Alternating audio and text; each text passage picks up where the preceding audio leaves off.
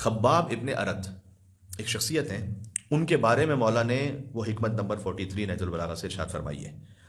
37 ہجری، صفین کے واقعے سے پہلے یا صفین کے واقعے کے فوراً بعد جب مولا علی تشریف لائے تھے، یہ کوفہ ہی میں تھے، صفین میں نہیں جا سکے تھے اپنی شدید بیماری کی وجہ سے، عاشق مولا علی علیہ السلام میں ان کی وفات ہو گئی۔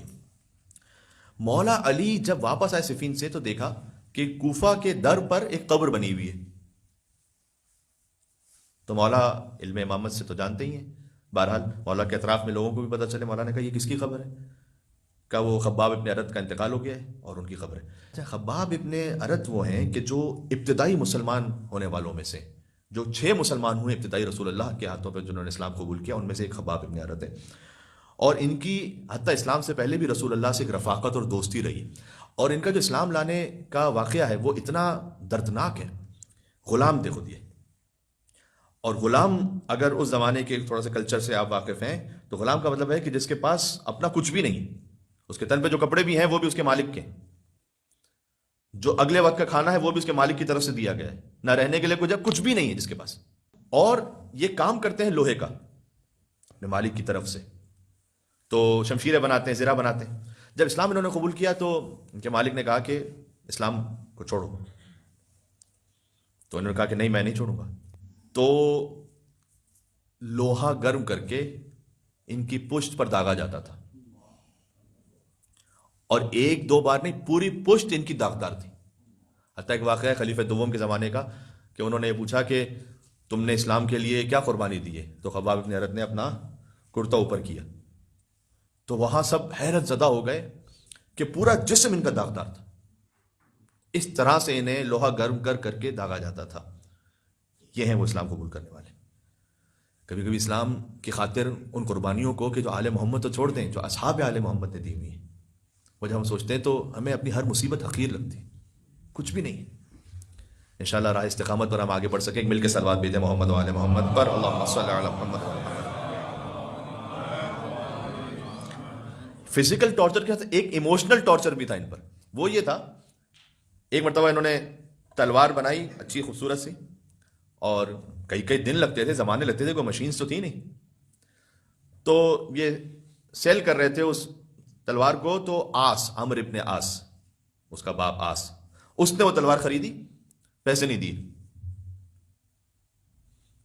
اب وہ چونکہ خود ایک بڑی شخصیت ہے تو یہ اسے پیسے نہیں نکال پائے، نہیں لے پائے، تو اس نے بہت اصرار کیا کہ یہ میرا حق ہے۔ کہ دیکھو تم تو قیامت پر یقین رکھتے ہو نا، قیامت میں لے لینا اللہ سے۔ تو یہ ایموشنل ٹارچر بھی ان پہ بہت ہوتا تھا، اس طرح کا ٹونٹنگ۔ جب یہ ہوا تو سورہ مریم کی آیت نمبر 77 سے 80 نازل ہوئی تھی ان کے بارے میں۔ کچھ شخصیتیں ایسی کہ جن کے بارے میں ہمیں پتہ ہی نہیں ہے،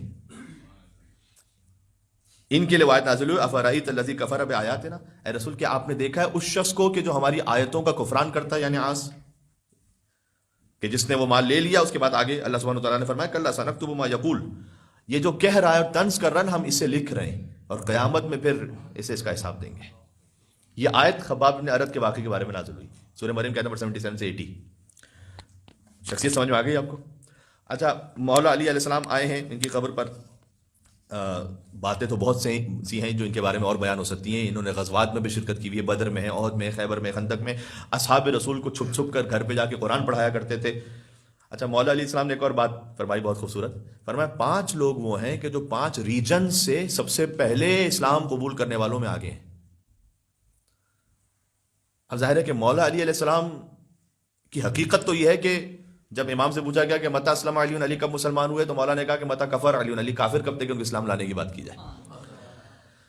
لیکن ظاہر میں دیکھا جائے تو مولا نے سب سے پہلے فرمایا کہ 5 وہ لوگ کہ جو 5 ڈفرنٹ ریجن سے سب سے پہلے حضور کے ہاتھ پہ بیعت کرنے والے ہیں، ان میں سب سے پہلے میں ہوں۔ مولا نے فرمایا میں حجاز سے سب سے پہلا ہوں، پھر فرمایا سلمان فارس سے، 5 ریجنز بتائے مولا نے، صہیب روم سے، بلال حبشہ سے، خباب ابن ارت عراق سے۔ یہ 5 وہ لوگ ہیں کہ جو ڈفرنٹ ریجن سے سب سے پہلے پہنچے تھے رسول اللہ کے پاس۔ آپ نے ایک واقعہ جنگ نہروان کا اگر سنا ہوا ہے تو شاید یہ نہ پتا ہو کہ یہ کن کا واقعہ ہے، اور نہیں سنا ہوا تو سن لیجئے مجھ سے۔ انہی کے بیٹے ہیں خباب، جن کا نام ہے عبداللہ، یعنی عبداللہ ابن خباب۔ جب نہروان کا موقع تھا جنگ کا، تو عبداللہ ابن خباب اپنی زوجہ کے ساتھ کوفہ کی گلی میں جا رہے تھے کہ خوارج نے گھیر لیا انہیں. عبداللہ ابن خباب بھی عاشق علی، شیعہ علی. تو کہا کہ تم کس کی طرف ہو؟ خوارج نے پوچھا، دھمکا کے پوچھا کس کی طرف ہو؟ کہا علی کی طرف ہو. کہا علی سے برات کرو. کہا نہیں کروں گا. علی سے بیزاری ہمارے سامنے ظاہر کرو. کہا نہیں کروں گا. ان کی زوجہ حاملہ تھی، ان کی زوجہ کے شکم کو چاک کیا گیا، اس میں سے بچہ نکال کر ان کے سامنے مارا گیا، پھر زوجہ کو مارا گیا، پھر عبداللہ ابن خباب کا سر تن سے جدا کیا گیا. 3 قتل ہوئے محبت علی ابن ابی طالب کے جرم میں. یہ جو خلاف دین فقط نہیں، خلاف حیا، خلاف شرم، خلاف عقل جو کام ہے نا، یہ ان خوارج نے انجام دیے تھے جو آج ان تعیشیوں میں جاری ہیں. تو یہ جو واقعہ کہ جو مولا علی علیہ السلام کے ایک صحابی کی زوجہ کے شکم کو چاک کیا گیا اور ان کے بچے کو نیزے پہ بلند کیا گیا اور ان کے بچے کو پہلے مارا گیا، یہ واقعہ خود خباب ابن ارد کے بیٹے کے ساتھ پیش آیا ہے، عبداللہ ابن خباب. بہرحال ان کی اتنی عظمت سنانے کے بعد میں آپ سے عرض کرنا چاہتا ہوں، حکمت نمبر 43 نہج البلاغہ کی خباب ابن ارد کے بارے میں.